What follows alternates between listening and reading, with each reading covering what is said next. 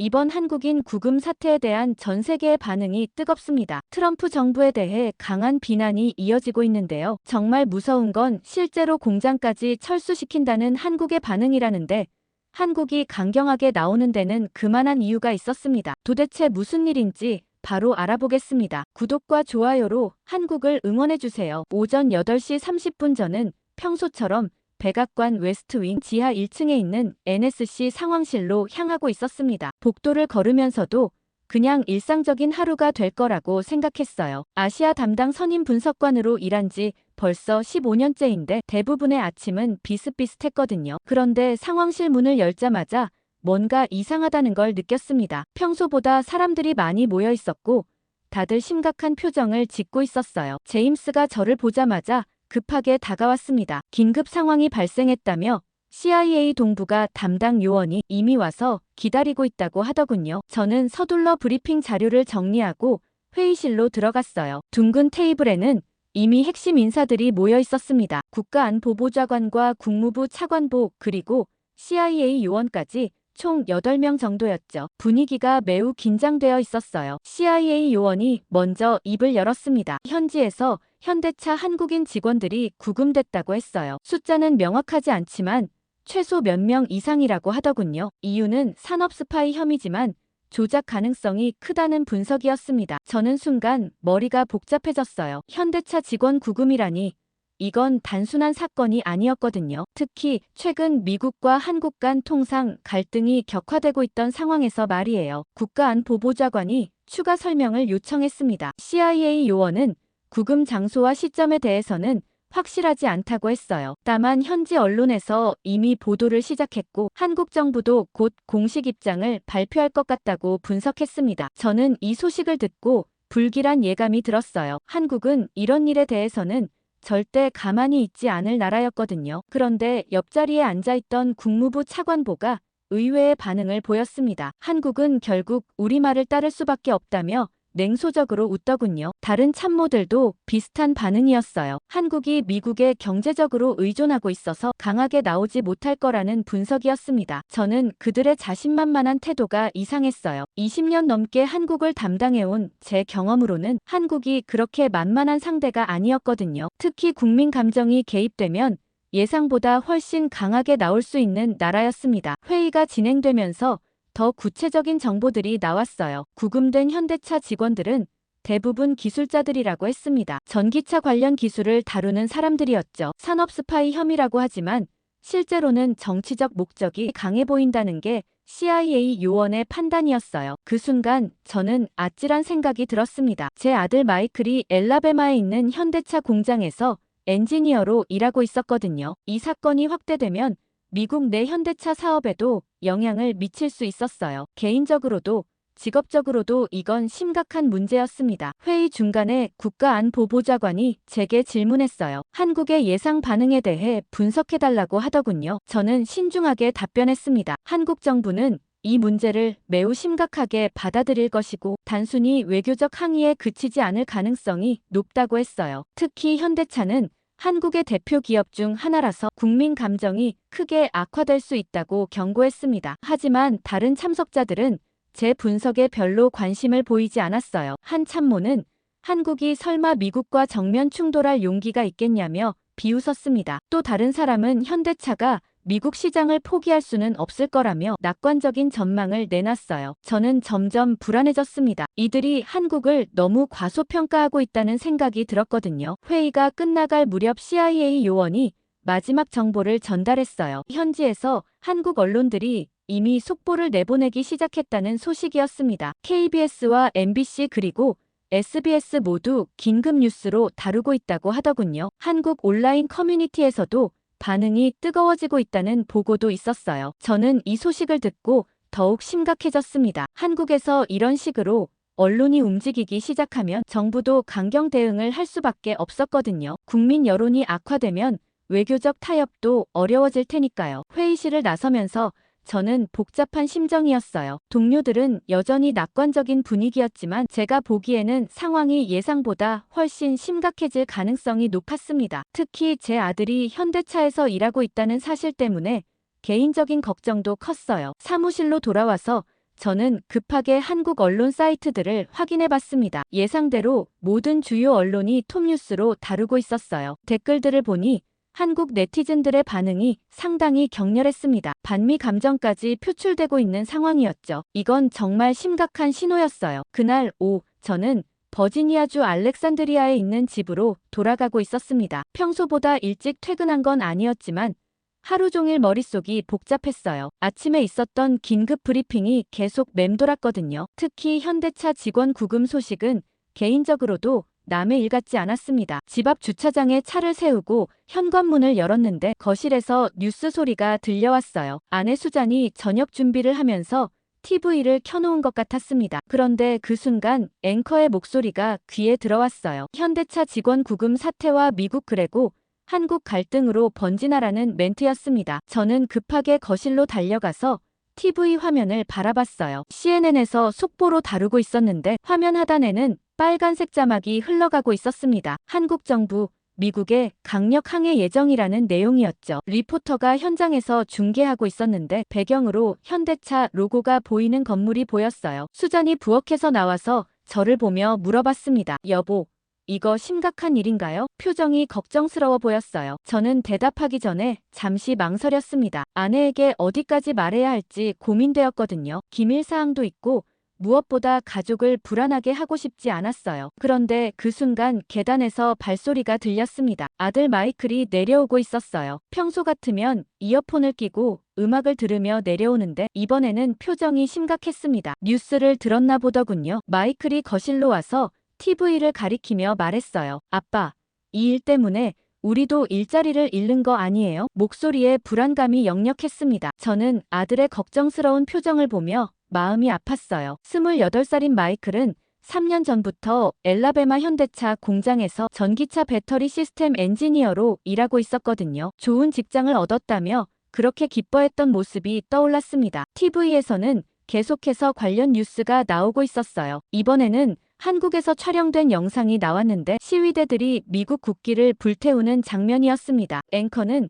한국 내 반미 감정이 급속히 확산되고 있다고 보도했어요. 온라인에서는 현대차 미국 투자 철회를 요구하는 목소리도 나오고 있다고 했습니다. 마이클이 다시 물어봤어요. 아빠는 이 상황을 어떻게 보세요? 정말 심각한 건가요? 저는 솔직히 대답하기 어려웠습니다. 직업상 알고 있는 정보들이 있었지만 아들에게 모든 걸 말할 수는 없었거든요. 다만 상황이 예상보다 복잡해질 수 있다고 조심스럽게 말했어요. 수잔이 소파에 앉으면서 걱정스럽게 말했습니다. 마이클이 그 회사에서 정말 열심히 일하고 있는데 이런 일 때문에 피해를 보면 어떡해요? 저도 같은 걱정을 하고 있었어요. 아들이 현대차에 입사했을 때는 정말 자랑스러웠거든요. 한국 기업이지만 미국에 대규모 투자를 하고 좋은 일자리를 제공하는 모범적인 사례라고 생각했었어요. 그런데 이런 정치적 갈등에 휘말릴 줄은 몰랐습니다. 뉴스에서는 전문가들의 분석이 이어졌어요. 어떤 교수는 이번 사건이 단순한 외교 갈등을 넘어 경제 전쟁으로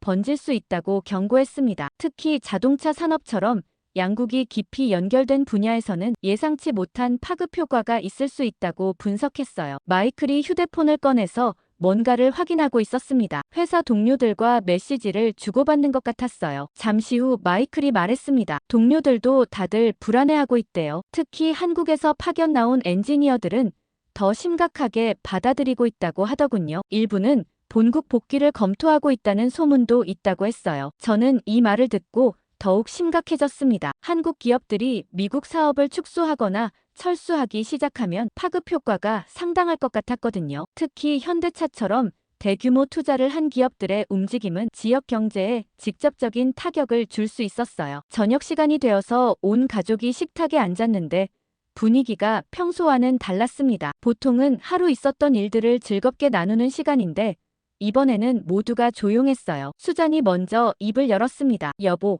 정말 솔직하게 말해줘요. 이 일이 마이클에게 어떤 영향을 미칠 것 같아요? 저는 포크를 내려놓고 잠시 생각했습니다. 어떻게 대답해야 할지 고민이었어요. 너무 낙관적으로 말하면 거짓말이 될 것 같았고 너무 비관적으로 말하면 가족을 더 불안하게 만들 것 같았거든요. 결국 저는 조심스럽게 말했어요. 아직 상황을 지켜봐야 할 것 같다고. 하지만 최악의 시나리오는 피할 수 있을 거라고 했습니다. 마이클이 고개를 끄덕이며 말했습니다. 저도 회사를 믿고 있어요. 현대차가 이런 일 때문에 쉽게 포기하지는 않을 거라고 생각해요. 하지만 목소리에는 확신이 부족해 보였어요. 저는 아들을 바라보며 마음이 복잡했습니다. 낮에는 정부 관리로서 이 사태를 분석하고 대응책을 논의했지만 집에서는 그냥 걱정되는 아버지일 뿐이었어요. 개인적인 이해관계와 공적인 업무가 이렇게 얽힐 줄은 정말 몰랐습니다. 그날 밤 잠자리에 들었지만 쉽게 잠이 오지 않았습니다. 아들의 걱정스러운 표정이 계속 머릿속에 맴돌았어요. 현대차 구금 사건도 그렇고 마이클의 미래에 대한 걱정도 그렇고 이런저런 생각들이 꼬리를 물고 이어지다 보니 문득 20년 전 일이 떠올랐습니다. 제가 처음 한국에서 근무했던 시절 말이에요. 당시 저는 32살의 패기 넘치는 외교관이었습니다. 서울 미국 대사관에서 경제 담당관으로 일하고 있었어요. 지금 생각해보면 한국에 대해 아는 게 별로 없었으면서도 자신만만했었죠. 미국 명문대를 졸업하고 국무부에 들어온 엘리트라는 자부심이 있었거든요. 그런데 한국에서 보낸 3년이 제 인생관을 완전히 바꿔놓았어요. 특히 잊을 수 없는 사건이 하나 있었는데 그게 바로 20년 전 그 폭우 사건이었습니다. 당시는 7월 중순이었어요. 장마철이라 연일 비가 내리고 있었는데 어느 날 밤 갑자기 기록적인 폭우가 쏟아지기 시작했습니다. 저는 그날 오후에 경기도 안산에 있는 한 중소기업을 방문하고 있었어요. 미국 기업과의 합작 투자 관련 업무 때문이었는데 회의가 예상보다 길어져서 저녁 늦게까지 이어졌거든요. 함께 회의에 참석했던 한국 측 담당자는 김상훈이라는 분이었습니다. 나이는 저보다 5살 정도 많았고 그 회사의 해외 사업 부장이었어요. 영어를 정말 유창하게 구사하는 분이었는데 무엇보다 일에 대한 열정이 대단했습니다. 오후 6시에 시작된 회의가 밤 10시까지 이어졌어요. 세부 계약 조건들을 하나하나 검토하느라 시간이 많이 걸렸거든요. 회의가 끝나고 나서야 밖 상황을 알 수 있었는데 비가 정말 장난이 아니었어요. 창밖을 보니 도로가 거의 강처럼 변해 있었습니다. 김상훈 부장이 걱정스럽게 말했습니다. 이런 날씨에는 서울로 돌아가기 어려울 것 같다고 하더군요. 특히 제가 머물고 있던 호텔이 강남구에 있었는데 한강을 건너야 해서 더욱 위험하다고 했어요. 저는 처음에는 별로 심각하게 생각하지 않았습니다. 미국에서도 폭우는 자주 경험했었거든요. 택시를 타고 천천히 가면 될 거라고 생각했어요. 하지만 김상훈 부장의 표정은 정말 심각했습니다. 한국의 집중호우가 얼마나 위험한지 외국인들은 잘 모른다며 걱정했어요. 실제로 택시를 부르려고 했지만 연결이 되지 않았습니다. 폭우 때문에 대부분의 택시가 운행을 중단한 상태였어요. 지하철도 마찬가지였습니다. 침수 위험 때문에 여러 구간에서 운행이 중단됐다고 하더군요. 저는 그제야 상황의 심각성을 깨달았어요. 김상훈 부장이 제안했습니다. 자신의 차로 서울까지 데려다 주겠다고 하더군요. 하지만 저는 거절했어요. 이런 악천후에 굳이 위험을 감수할 필요가 없다고 생각했거든요. 근처 모텔에서 하룻밤 묵고 내일 아침에 돌아가겠다고 했습니다. 그런데 김상훈 부장이 고개를 저었어요. 내일 아침에도 상황이 나아질 것 같지 않다며 오히려 더 악화될 수도 있다고 했습니다. 일기예보에서는 앞으로 이틀 더 폭우가 계속될 거라고 예측하고 있다더군요. 저는 정말 난감했어요. 다음 날 아침에 중요한 회의가 있었거든요. 대사관에서 워싱턴으로 보낼 보고서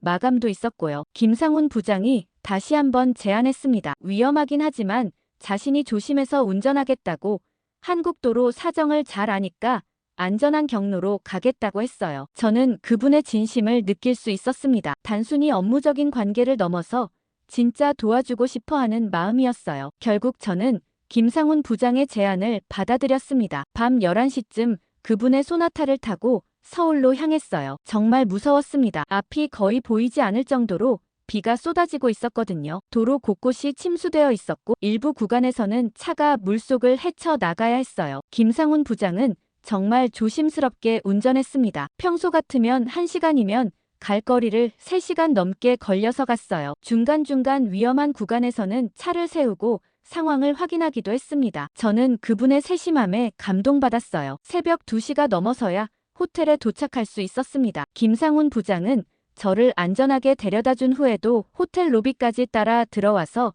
체크인하는 걸 확인했어요. 괜찮은지 여러 번 물어보기도 했고요. 저는 정말 고마웠습니다. 하지만 그분에게는 아직 집까지 가야 하는 길이 남아 있었어요. 다음 날 아침 일찍 김상훈 부장에게 전화를 걸었습니다. 무사히 집에 도착했는지 확인하고 싶었거든요. 다행히 새벽 4시쯤 집에 도착했다고 하더군요. 하지만 목소리가 많이 피곤해 보였어요. 거의 밤을 새운 셈이었으니까요. 저는 그때 깨달았습니다. 김상훈 부장이 저를 위해 얼마나 큰 희생을 했는지를 말이에요. 자신의 안전도 위험에 빠뜨리면서까지 저를 도와준 거였거든요. 단순한 업무적 관계라면 절대 할 수 없는 일이었어요. 그 후로 김상훈 부장과는 정말 깊은 신뢰관계를 맺게 됐습니다. 한국은 단순한 비즈니스 파트너가 아니라는 생각이 그때부터 시작됐어요. 진정한 동맹이란 이런 것이구나 하는 깨달음이었죠. 저는 한국과 미국이 그런 관계가 되길 바랐는데 지금은 엉망인 것 같았죠. 미국이 모든 걸 망친 것 같았습니다. 다음 날 오전 10시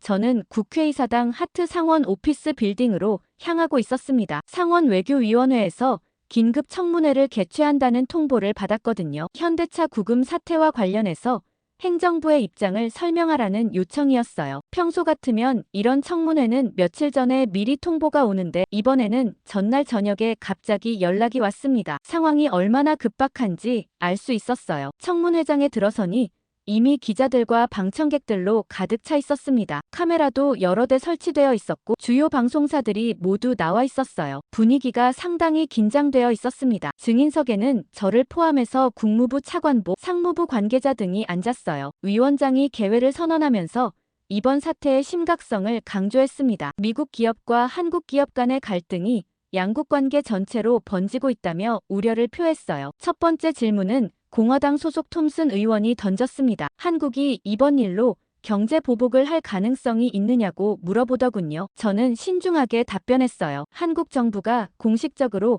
경제 보복을 언급한 적은 없지만 국민 감정이 악화되면 예상치 못한 상황이 벌어질 수 있다고 했습니다. 그러자 톰슨 의원이 비웃으며 말했어요. 한국이 설마 미국과 정면 승부를 할 용기가 있겠느냐고 하더군요. 경제 규모부터가 비교가 안 된다면서 걱정할 필요 없다는 입장이었습니다. 저는 그 발언을 듣고 불편했어요. 한국을 너무 과소평가하는 것 같았거든요. 민주당 소속 윌슨 의원이 더 구체적인 질문을 했습니다. 현대차가 미국에서 철수할 경우 경제적 파급 효과가 어느 정도일지 분석해달라고 하더군요. 이건 제가 준비해온 자료가 있었어요. 현대차가 미국 내에서 직접 고용하고 있는 인력이 약 1만 2천 명이라고 설명했습니다. 간접 고용까지 포함하면 5만 명이 넘는다고 했어요. 특히 엘라베마, 조지아 같은 남부 지역에서는 지역 경제의 핵심 축 역할을 하고 있다고 강조했습니다. 그런데 뜻밖의 반응이 나왔어요. 공화당 소속 데이비스 의원이 손을 들고 발언했습니다. 한국 기업이 빠져도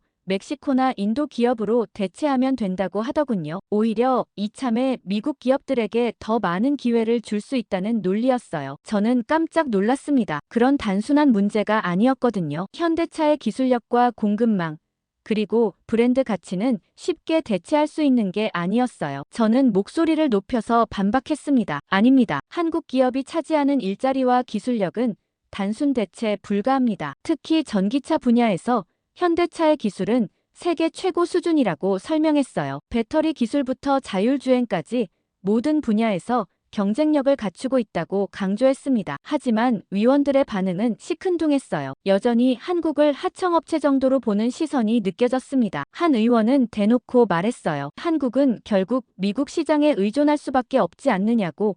그러니까 강하게 나올 리 없다고 하더군요. 저는 점점 답답해졌습니다. 이런 인식으로는 문제를 제대로 해결할 수 없을 것 같았어요. 청문회 중간에 잠시 휴식 시간이 있었는데 복도에서 한 기자가 저에게 다가왔습니다. 월스트리트 저널 기자였어요. 개인적인 의견을 물어보더군요. 정말로 한국이 강경하게 나올 것 같으냐고 했습니다. 저는 조심스럽게 답변했어요. 한국 국민들의 자존심이 상당히 상했을 것 같다고, 단순한 경제 논리로만 접근하면 안 될 것 같다고 했습니다. 청문회가 재개되면서 더욱 날카로운 질문들이 이어졌어요. 특히 현대차 구금 사건의 배경에 대한 질문이 많았습니다. 정말로 산업 스파이 행위가 있었는지 아니면 정치적 목적이었는지 명확하게 해달라는 요구였어요. 저는 솔직하게 답변했습니다. 아직 정확한 사실관계가 파악되지 않았다고, 하지만 타이밍을 보면 정치적 의도가 있을 가능성이 높다고 분석했어요. 그러면서 이런 방식의 접근은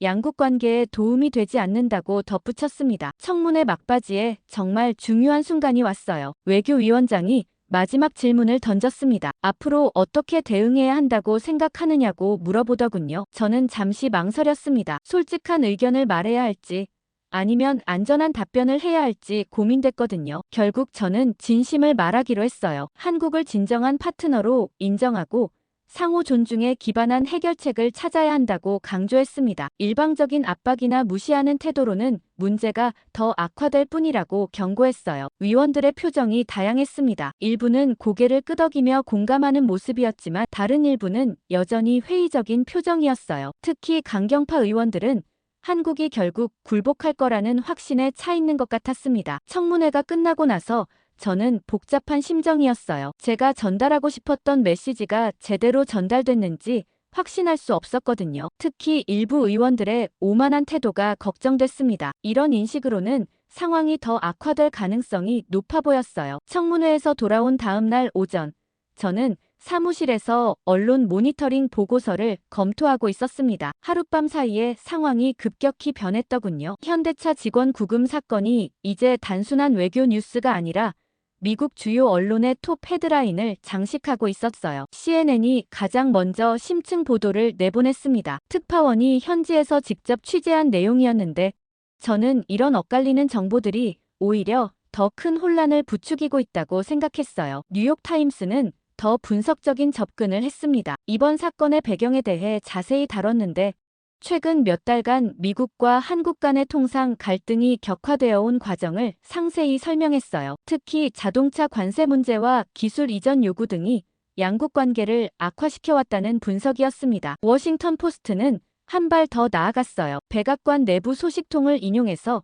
행정부가 이 사건을 어떻게 바라보고 있는지 보도했습니다. 일부는 한국의 과민 반응이라고 보고 있지만 다른 일부는 심각한 외교 위기로 발전할 수 있다고 우려하고 있다는 내용이었어요. 저는 이 기사를 읽으면서 불편했습니다. 내부 의견 차이가 언론에 그대로 노출되고 있다는 뜻이었거든요. 가장 충격적인 건 월스트리트 저널의 보도였어요. 현대차 주가가 전날 7% 급락했다는 소식과 함께 미국 내 현대차 딜러들이 벌써 불안해하고 있다는 내용이었습니다. 일부 딜러는 새 차 주문을 늦추고 있고 고객들도 구매를 미루고 있다는 현장 취재 결과였어요. 저는 급하게 아들 마이클에게 전화를 걸었습니다. 회사 분위기는 어떤지 궁금했거든요. 마이클의 목소리는 어제보다 더 불안해 보였어요. 한국에서 온 임원들이 긴급 화상회의를 하고 있다고 하더군요. 구체적인 내용은 모르지만 분위기가 상당히 심각하다고 했습니다. 오전 11시쯤 더 자세한 정보가 들어왔어요. 국무부 동북아시아 담당 데스크에서 온 보고서였습니다. 한국 외교부가 공식 성명을 준비하고 있다는 소식이었어요. 오후에 기자회견을 열 예정이라고 했습니다. 저는 이 소식을 듣고 긴장했어요. 한국이 공식 입장을 발표한다는 건 상당히 강경하게 나올 가능성이 높다는 뜻이었거든요. 점심시간에 동료 제임스와 함께 식당에서 이야기를 나눴어요. 제임스도 어제 청문회를 지켜봤다고 하더군요. 의원들의 반응이 어땠는지 물어보더라고요. 저는 솔직하게 말했습니다. 대부분이 한국을 과소평가하고 있는 것 같다고, 이런 태도로는 문제가 더 커질 수 있다고 우려했어요. 제임스가 고개를 끄덕이며 동의했습니다. 자신도 한국 담당 업무를 해봤지만 한국은 생각보다 훨씬 자존심이 강한 나라라고 했어요. 특히 불공정하다고 느끼는 일에 대해서는 절대 물러서지 않는다고 분석했습니다. 오후 2시에 예정대로 한국 외교부 기자회견이 열렸어요. 저는 사무실에서 라이브 스트리밍으로 지켜봤는데 외교부 대변인의 표정이 상당히 굳어 있었습니다. 평소보다 훨씬 강경한 어조로 발언하더군요. 구금 사건은 명백한 부당행위라고 규정했어요. 산업 스파이 혐의는 근거가 부족하며 정치적 목적으로 한국 기업을 표적으로 삼은 것 같다고 비판했습니다. 더 중요한 건 마지막 발언이었어요. 이런 일이 재발할 경우 한국 정부도 상응하는 조치를 취할 수밖에 없다고 경고했습니다. 저는 이 발언을 듣고 소름이 돋았어요. 상응하는 조치라는 건 경제 보복을 의미할 가능성이 높았거든요. 기자회견이 끝나자마자 제 전화가 울리기 시작했어요. 각 부처에서 한국의 반응에 대한 분석을 요청하는 연락들이었습니다. 저는 하나하나 설명했어요. 한국이 정말 화가 났다는 것, 단순한 외교적 항의에 그치지 않을 것 같다는 것, 그리고 경제적 보복 조치를 검토할 가능성이 높다는 점을 강조했습니다. 오후 4시쯤 더 구체적인 정보가 들어왔어요. 한국의 주요 경제단체들이 공동 성명을 준비하고 있다는 소식이었습니다. 대한상공회의소, 전국경제인연합회, 한국무역협회 등이 참여한다고 했어요. 이건 정말 심각한 신호였습니다. 정부뿐만 아니라 민간 부문까지 나서고 있다는 뜻이었거든요. 저녁 뉴스 시간에는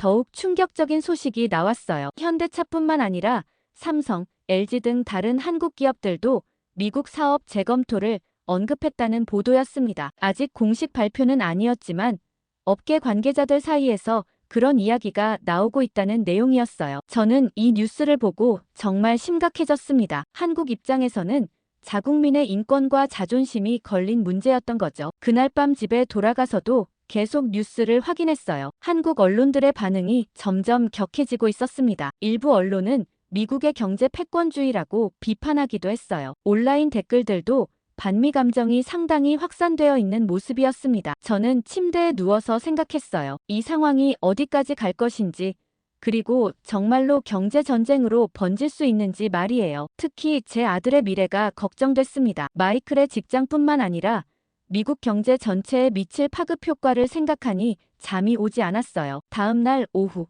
저는 갑작스럽게 엘라베마로 향하는 비행기에 몸을 맡기고 있었습니다. 아침에 마이클로부터 급한 전화가 온 거예요. 공장 상황이 심각해졌다며 가능하면 와달라고 하더군요. 목소리에 절박함이 느껴져서 당일 항공편을 예약했습니다. 물론 사무실에는 개인적인 일로 조퇴한다고만 말했어요. 몽고메리 공항에 도착한 건 오후 4시쯤이었습니다. 마이클이 직접 마중을 나와 있었는데 얼굴이 많이 상해 있었어요. 평소 밝던 모습과는 완전히 달랐습니다. 차 안에서 마이클이 상황을 설명해줬어요. 어제부터 공장 일부 라인에서 가동이 중단됐다고 하더군요. 한국 본사에서 긴급 지시가 내려왔는데 당분간 신차 생산을 축소하라는 내용이었다고 했습니다. 현대차 몽고메리 공장은 정말 거대했어요. 2005년에 설립된 이후 지역 경제의 핵심이 되어온 곳이었습니다. 연간 40만 대의 자동차를 생산하고 직접 고용 인원만 3,000명이 넘었거든요. 간접 고용까지 포함하면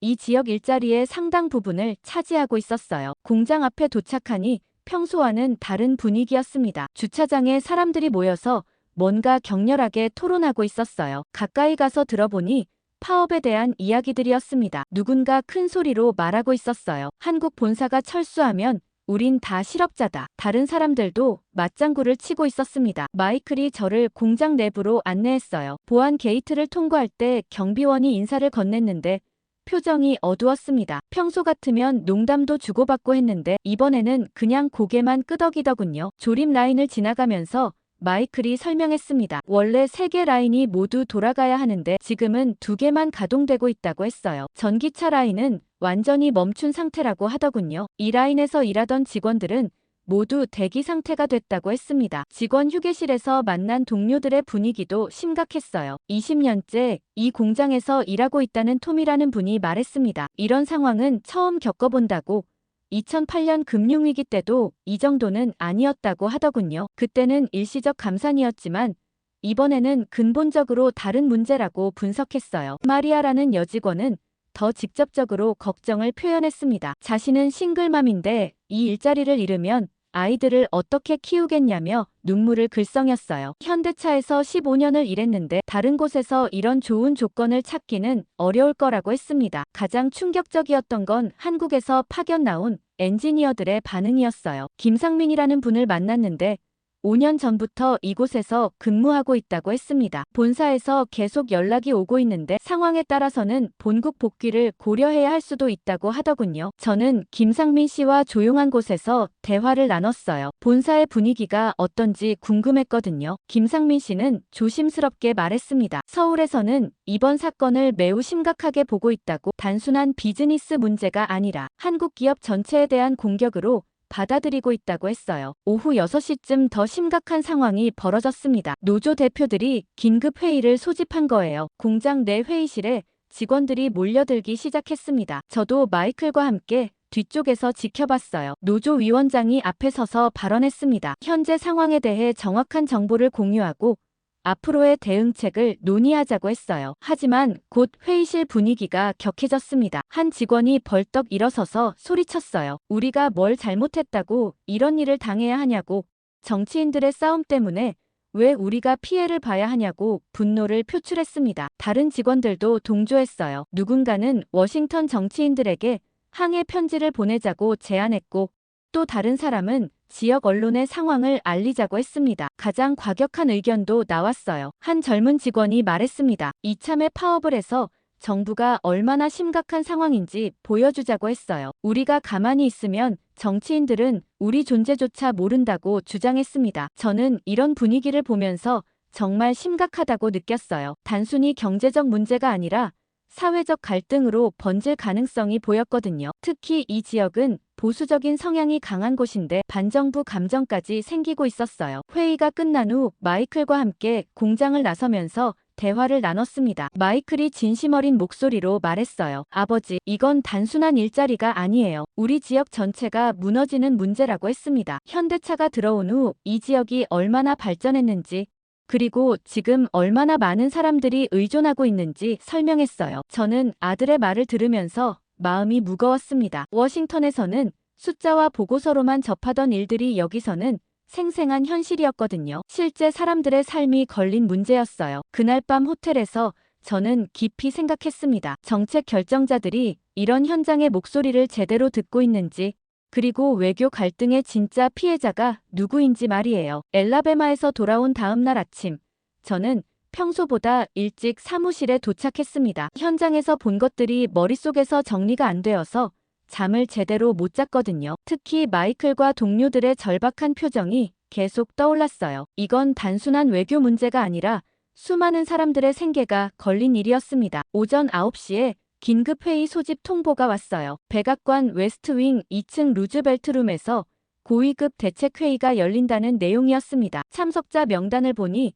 국가안보보좌관, 경제보좌관, 통상대표부 대표까지 모든 핵심 인사들이 포함되어 있었어요. 이번에는 정말 심각하게 받아들이고 있다는 뜻이었죠. 회의실에 들어서니 분위기가 어제까지와는 완전히 달랐습니다. 어제까지만 해도 한국을 과소평가하는 분위기였는데 오늘은 모든 참석자들의 표정이 굳어 있었어요. 책상 위에는 두꺼운 브리핑 자료들이 놓여 있었고 벽면 스크린에는 각종 그래프와 수치들이 표시되어 있었습니다. 국가안보보좌관이 회의를 시작했습니다. 상황이 예상보다 빠르게 악화되고 있다며 강력한 대응책이 필요하다고 했어요. 한국이 단순한 외교적 항의를 넘어서 실질적인 경제 보복을 준비하고 있다는 정보를 입수했다고 발표했습니다. 통상대표부 대표가 구체적인 내용을 설명했어요. 한국이 미국산 농산물과 화학제품에 대한 수입 규제를 검토하고 있다는 소식이었습니다. 또한 한국 기업들의 미국 투자 계획도 전면 재검토에 들어갔다고 했어요. 삼성의 텍사스 반도체 공장 확장, LG의 오하이오 배터리 공장 건설 등 수십억 달러 규모의 프로젝트들이 모두 불확실해졌다는 분석이었습니다. 경제보좌관이 더 충격적인 수치를 제시했어요. 한국의 경제 보복이 현실화될 경우 미국 경제에 미칠 파급 효과를 계산한 결과였습니다. 직접적인 무역 손실만 연간 150억 달러, 고용 감소는 약 8만 명으로 추산된다고 했어요. 특히 농업 지역과 제조업 중심 지역의 타격이 클 것으로 예상된다고 분석했습니다. 그런데 이때 뜻밖의 발언이 나왔어요. 국방부 차관이 손을 들고 말했습니다. 이참에 관세 폭탄을 꺼내야 한다고 한국산 제품 전체에 고율 관세를 부과해서 압박을 강화하자고 제안했어요. 한국은 결국 굴복할 거라는 논리였습니다. 저는 깜짝 놀랐습니다. 엘라베마에서 본 현실을 생각하면 이런 접근은 완전히 잘못된 방향이었거든요. 저는 용기를 내서 반대 의견을 제시했어요. 그건 불에 기름을 붓는 격이라고, 오히려 상황을 더 악화시킬 뿐이라고 강조했습니다. 특히 현대차 공장 직원들의 상황을 설명하면서 이미 미국 내에서도 피해가 발생하고 있다고 보고했어요. 하지만 다른 참석자들의 반응은 시큰둥했습니다. 한 보좌관이 비웃으며 말했어요. 한국은 우리 없으면 아무것도 못한다고, 결국 협상 테이블로 돌아올 수밖에 없다고 주장했습니다. 또 다른 참석자는 한국의 경제 규모를 들먹이며 미국과 정면 승부할 엄두도 못 낼 거라고 단정했어요. 저는 이런 오만한 태도가 정말 답답했습니다. 20년 전 폭우 속에서 저를 구해준 김상훈 부장의 모습이 떠올랐어요. 한국 사람들의 자존심과 의지를 이들은 전혀 모르고 있었습니다. 회의 중간에 더 심각한 소식이 전해졌어요. CIA 요원이 급하게 들어와서 최신 정보를 브리핑했습니다. 한국에서 대규모 반미 시위가 예정되어 있다는 소식이었어요. 서울 광화문 광장에서 오는 주말에 10만 명 규모의 집회가 계획되고 있다고 했습니다. 더 중요한 건 시위 조직자들이었어요. 단순한 시민단체가 아니라 대학생 연합, 노동조합, 심지어 일부 기업인 단체까지 참여한다는 정보였습니다. 이는 한국 사회 전체가 들고 일어나고 있다는 뜻이었어요. 경제보좌관이 추가로 발언했습니다. 월가에서도 우려의 목소리가 나오고 있다고 했어요. 한국과의 갈등이 장기화되면 아시아 전체 시장에 악영향을 미칠 수 있다는 분석이었습니다. 특히 반도체와 자동차 관련 주식들이 이미 하락세를 보이고 있다고 보고했어요. 그럼에도 불구하고 강경파들의 목소리는 더욱 커졌습니다. 한 참석자가 큰 소리로 말했어요. 지금 물러서면 다른 동맹국들도 우리를 우습게 본다고, 반드시 한국을 굴복시켜야 한다고 주장했습니다. 압박을 더 강화해서 한국이 먼저 협상을 요청하도록 만들어야 한다는 논리였어요. 저는 더 이상 참을 수 없었습니다. 목소리를 높여서 반박했어요. 한국은 우리의 하청업체가 아니라고, 진정한 동맹국이라고 강조했습니다. 이런 식의 일방적 압박은 관계만 악화시킬 뿐이라고 경고했어요. 특히 현장에서 본 미국 노동자들의 절박한 상황을 설명하면서 누가 진짜 피해자인지 생각해보라고 호소했습니다. 회의실이 잠시 조용해졌어요. 제 발언이 예상보다 강했던 것 같았습니다. 국가안보보좌관이 저를 보며 물어봤어요. 그럼 어떻게 해야 한다고 생각하느냐고 했습니다. 저는 신중하게 답변했어요. 상호 존중에 기반한 대화가 필요하다고, 일방적 요구보다는 서로의 입장을 이해하려는 노력이 먼저라고 강조했습니다. 하지만 회의 분위기는 여전히 강경 대응 쪽으로 기울어져 있었어요. 결국 관세부가 검토를 포함한 추가 압박 조치들이 논의 대상으로 올라갔습니다. 저는 마음이 무거웠어요. 이런 식으로 가면 정말 돌이킬 수 없는 상황이 올 것 같았거든요. 다음 날 오전 10시 저는 사무실에서 한국 언론 모니터링을 하고 있었습니다. 어제 백악관 회의에서 논의된 강경 대응책들이 머릿속을 떠나지 않았어요. 정말로 관세 폭탄을 터뜨리면 어떤 일이 벌어질지 걱정이 컸거든요. 그런데 갑자기 동료 제임스가 급하게 제자리로 뛰어왔습니다. 지금 당장 뉴스를 확인해보라며 흥분한 목소리로 말하더군요. 저는 서둘러 컴퓨터 화면을 켰어요. 한국 주요 포털 사이트들을 확인해보니 모든 곳에서 속보가 터지고 있었습니다. 청와대에서 긴급 기자회견을 한다는 소식이었어요. 오전 11시로 예정되어 있다고 했습니다. 저는 불길한 예감이 들었어요. 한국이 이렇게 빨리 공식 대응에 나선다는 건 상당히 강경한 내용일 가능성이 높았거든요. 11시 정각에 청와대 춘추관에서 기자회견이 시작됐습니다. 저는 동료들과 함께 회의실 대형 스크린으로 라이브 중계를 지켜봤어요. 대통령 대변인이 단상에 올라서는 순간부터 분위기가 심상치 않았습니다. 평소보다 훨씬 굳은 표정이었거든요. 대변인이 입을 열자마자 저는 깜짝 놀랐습니다. 현대차 직원 구금 사건은 명백한 부당행위라고 규정하면서 이는 한국 기업 전체에 대한 공격으로 간주한다고 발표한 거였어요. 더 충격적인 건 다음 발언이었습니다. 이런 일이 재발할 경우 한국 정부도 미국 내 투자를 재검토할 수밖에 없다고 경고했어요. 회의실 안이 순간 조용해졌습니다. 모두가 이 발언의 심각성을 깨닫고 있었거든요. 투자 재검토라는 건 사실상 철수 경고나 다름없었어요. 기자회견은 여기서 끝나지 않았습니다. 오후 2시에 추가 발표가 있을 예정이라고 했어요. 삼성, 현대차,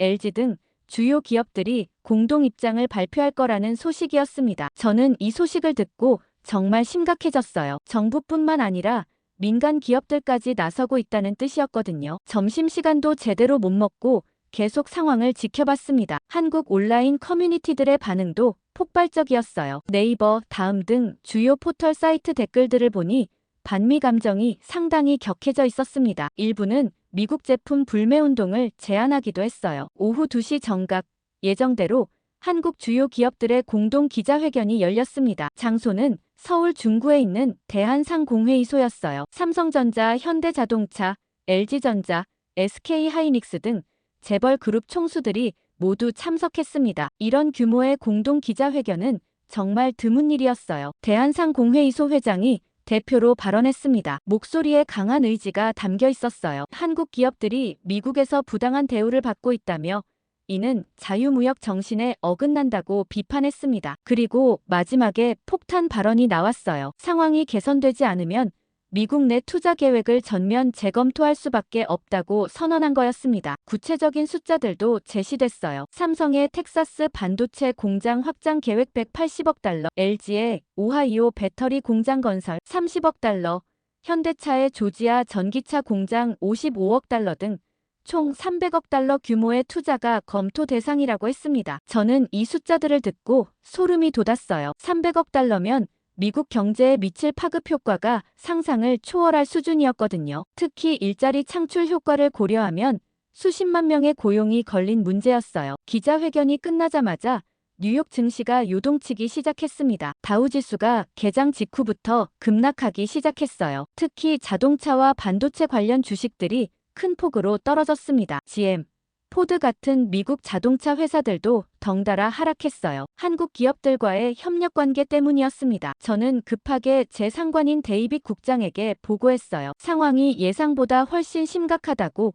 한국이 정말로 경제 보복에 나설 가능성이 높다고 분석했습니다. 특히 기업들까지 나서서 공동 대응하고 있다는 점이 우려스럽다고 강조했어요. 오후 3시쯤 더 충격적인 소식이 들어왔습니다. 월가에서 패닉이 시작됐다는 소식이었어요. 주요 투자은행들이 긴급 분석 보고서를 내놓기 시작했습니다. 골드만삭스는 한국과의 갈등이 장기화되면 미국 GDP의 0.3%포인트 정도 부정적 영향을 미칠 수 있다고 분석했어요. 모건 스탠리는 더 비관적이었습니다. 아시아 전체 공급망이 흔들릴 수 있다며 0.5%포인트 하락을 예측했어요. 이런 분석들이 나오자 백악관도 급해졌습니다. 경제보좌관실에서 긴급 연락이 왔어요. 한국 기업들의 투자 철회가 현실화될 경우 미국 경제에 미칠 구체적 영향을 분석해달라는 요청이었습니다. 저는 동료들과 함께 밤늦게까지 분석 작업을 했어요. 결과는 정말 충격적이었습니다. 단순히 300억 달러 투자가 없어지는 게 아니라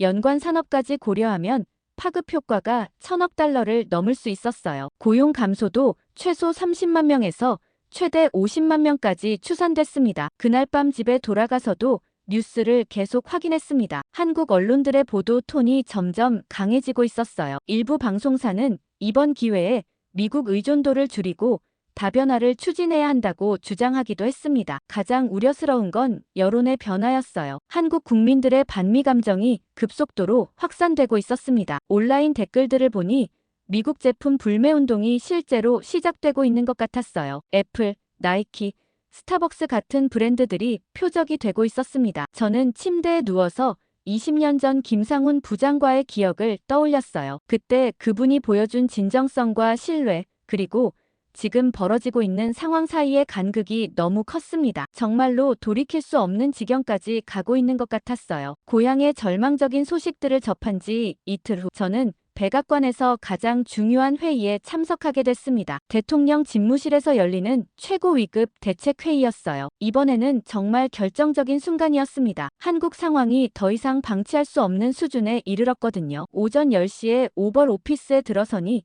이미 핵심 인사들이 모여 있었습니다. 대통령을 중심으로 부통령, 국무장관, 국방장관, 재무장관, 그리고 각 보좌관들까지 총 12명이 참석했어요. 제가 이런 고위급 회의에 참석하는 건 처음이었는데 상황이 얼마나 심각한지 보여주는 대목이었습니다. 대통령이 회의를 시작하면서 직설적으로 말했습니다. 한국 문제가 국내 정치에까지 영향을 미치기 시작했다고 했어요. 특히 남부 지역 의원들로부터 항의가 빗발치고 있다며 불쾌감을 드러냈습니다. 현대차 공장이 있는 지역구 의원들이 백악관에 직접 전화를 걸어서 항의하고 있다는 거였어요. 국무장관이 현재 상황을 브리핑했습니다. 한국 정부가 어제 추가 성명을 발표했는데 미국과의 모든 경제 협력을 재검토하겠다고 선언했다는 소식이었어요. 이는 한미 FTA부터 시작해서 모든 통상 관계를 다시 살펴보겠다는 의미였습니다. 가장 심각한 건 한국 기업들의 움직임이었어요. 삼성이 텍사스 공장 확장을 공식적으로 중단한다고 발표했다는 소식이었습니다. 180억 달러 규모의 투자가 무산된 거였죠. LG도 오하이오 배터리 공장 건설을 연기한다고 했고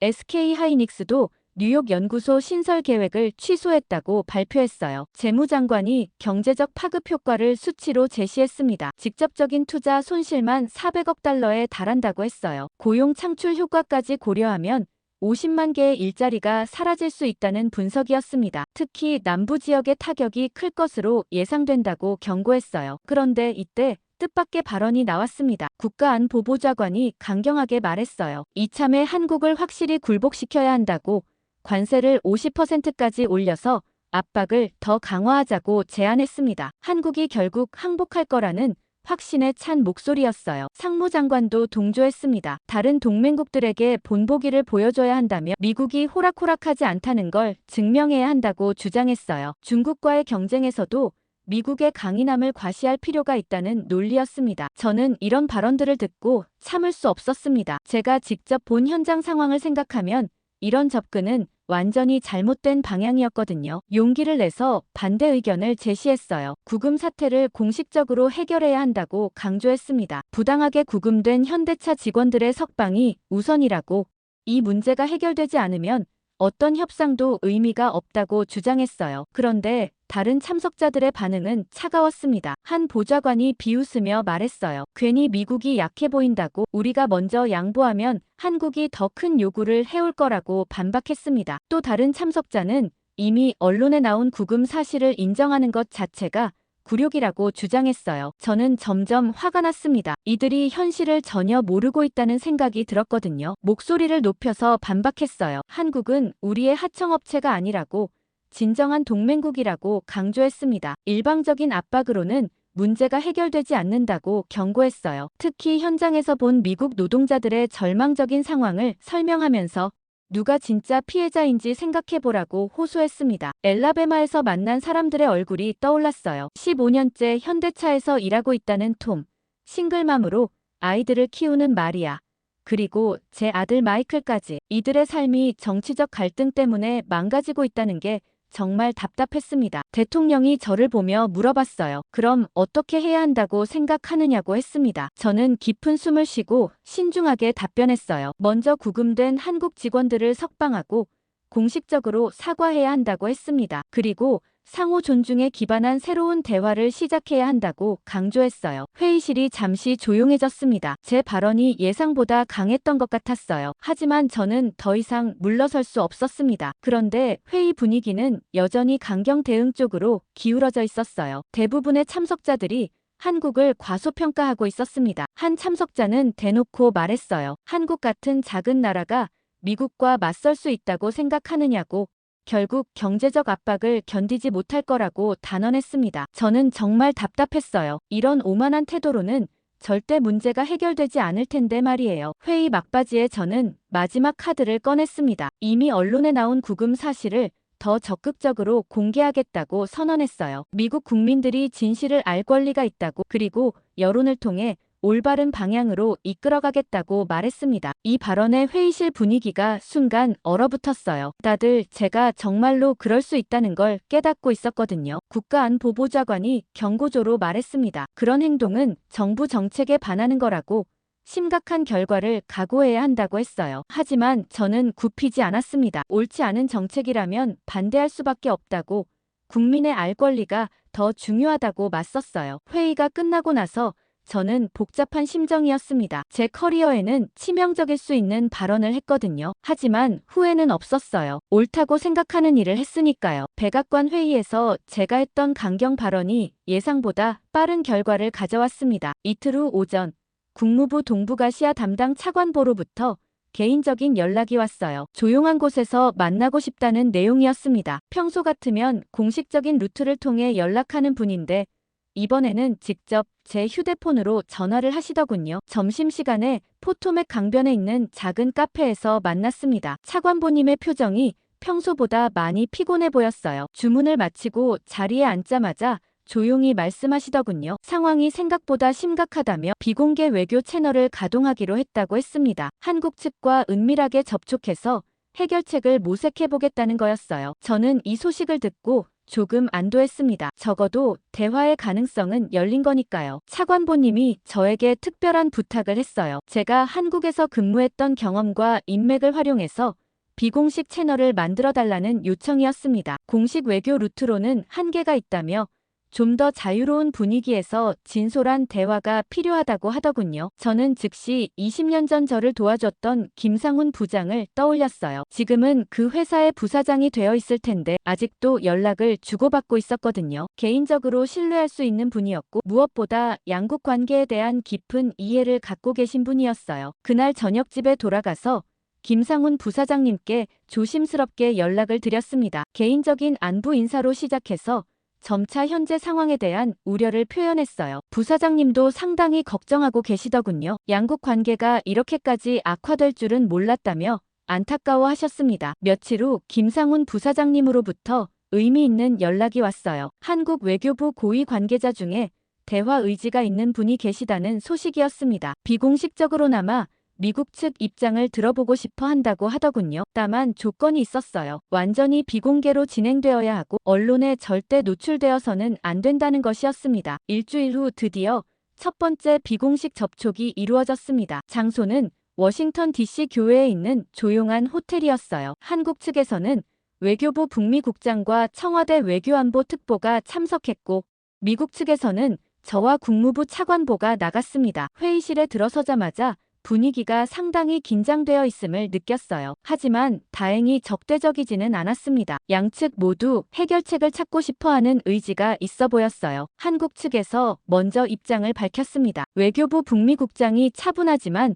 단호한 목소리로 말했어요. 현대차 직원 구금 사건은 명백한 부당행위라고 못 박았습니다. 산업 스파이 혐의는 근거가 부족하며 정치적 목적으로 한국 기업을 표적으로 삼은 것으로 판단한다고 했어요. 더 중요한 건 다음 발언이었습니다. 한국은 미국의 협박에 굴하지 않는다고 명확히 했어요. 동등한 파트너로서 존중받기를 원한다며 일방적인 압박으로는 문제가 해결되지 않는다고 강조했습니다. 하지만 동시에 건설적인 대화에는 열려있다는 의지도 표명했어요. 청와대 외교안보 특보가 더 구체적인 제안을 했습니다. 구금된 현대차 직원들의 즉각적인 석방과 공식 사과가 선행되어야 한다고 했어요. 이 조건이 충족되면 한국도 경제 보복 조치를 재검토할 용의가 있다고 밝혔습니다. 투자 계획들도 원점에서 다시 검토할 수 있다는 입장이었어요. 저는 이 제안을 듣고 상당히 합리적이라고 생각했어요. 한국이 체면을 살릴 수 있는 최소한의 조건을 제시한 거였거든요. 무엇보다 양측 모두 윈윈할 수 있는 방안이었습니다. 국무부 차관보도 긍정적인 반응을 보였어요. 미국 측에서도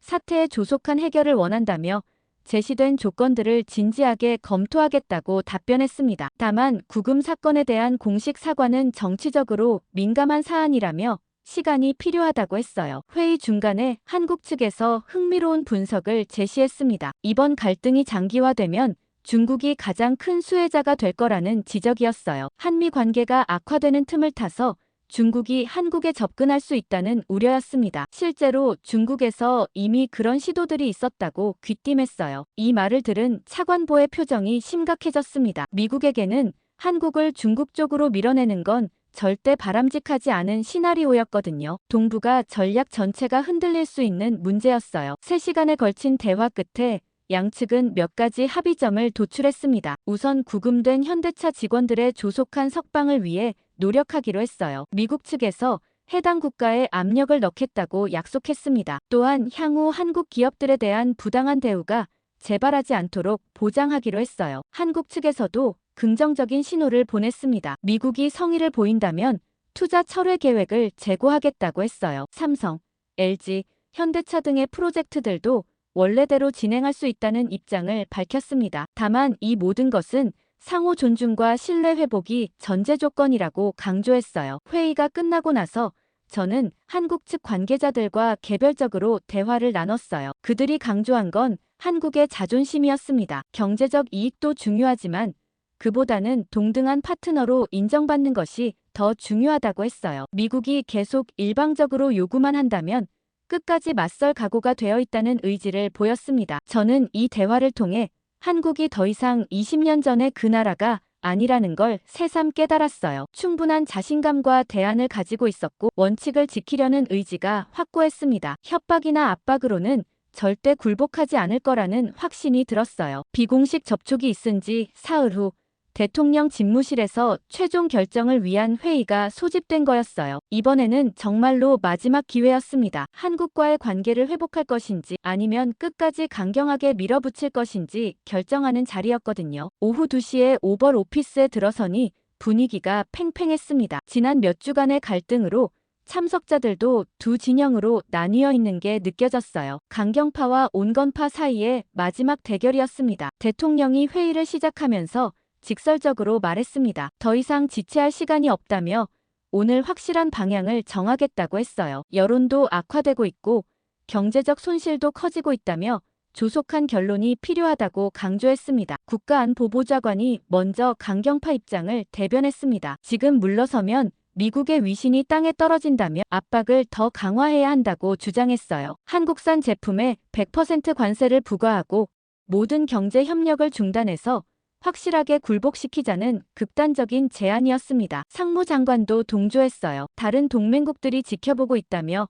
여기서 약한 모습을 보이면 모든 나라가 미국을 무시할 거라고 경고했습니다. 특히 중국과의 경쟁에서 뒤처질 수 있다는 논리를 펼쳤어요. 저는 이런 발언들을 듣고 있다가 더 이상 참을 수 없었습니다. 손을 들고 발언 기회를 요청했어요. 대통령이 고개를 끄덕이자 저는 일어서서 모든 것을 쏟아냈습니다. 한국은 우리의 하청업체가 아닙니다라고 단호하게 말했어요. 진정한 동맹국이라고 그들도 자존심과 원칙이 있는 나라라고 강조했습니다. 제 아들 마이클과 엘라베마 현대차 공장 직원들의 이야기도 했습니다. 그들의 철수는 곧 우리의 붕괴라고 강조했어요. 수십만 명의 미국인 일자리가 걸린 문제라고 정치적 자존심 때문에 이들을 희생시킬 수는 없다고 호소했습니다. 고향에서 본 절망적인 상황들을 생생하게 설명했어요. 마크의 은행이 직면한 부실 대출 위기, 제니퍼의 부동산 중개업소에 쏟아지는 급매물들, 그리고 교회에서 열리는 기도회까지 이 모든 것이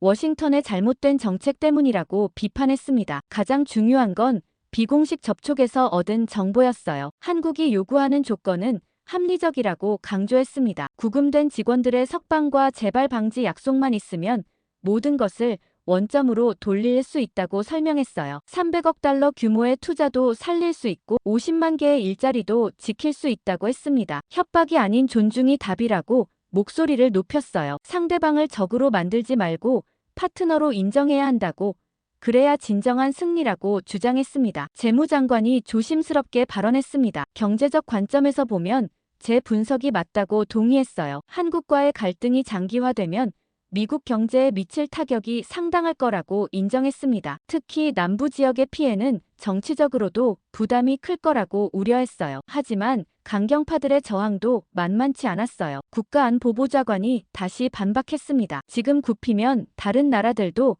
미국을 만만하게 볼 거라고 주장했어요. 일시적 손실을 감수하더라도 장기적 위신을 지켜야 한다는 논리였습니다. 그런데 이때 뜻밖의 인물이 발언했습니다. 부통령이 조용히 손을 들더니 의견을 제시했어요. 미국의 진짜 강함은 상대를 굴복시키는 데 있지 않다고 말했습니다. 오히려 관대함과 포용력에서 나온다고, 그래야 진정한 리더십을 발휘할 수 있다고 강조했어요. 대통령이 마침내 입을 열었습니다. 잠시 침묵 후에 신중하게 말했어요. 모든 의견을 종합해본 결과 협상이 최선의 선택인 것 같다고 했습니다. 한국과의 대화를 재개하겠다고 선언했어요. 구금 문제도 적극적으로 해결하겠다고 약속했습니다. 강경파들의 표정이 순간 굳어졌지만 대통령의 결정은 확고했어요. 더 이상 시간을 낭비할 수 없다며 즉시 실행에 옮기라고 지시했습니다. 국무장관에게는 한국 측과의 공식 접촉을 준비하라고 했고 저에게는 비공식 채널을 계속 활용하라고 당부했어요. 회의가 끝나고 대통령 집무실을 나서면서 저는 창밖을 바라봤습니다.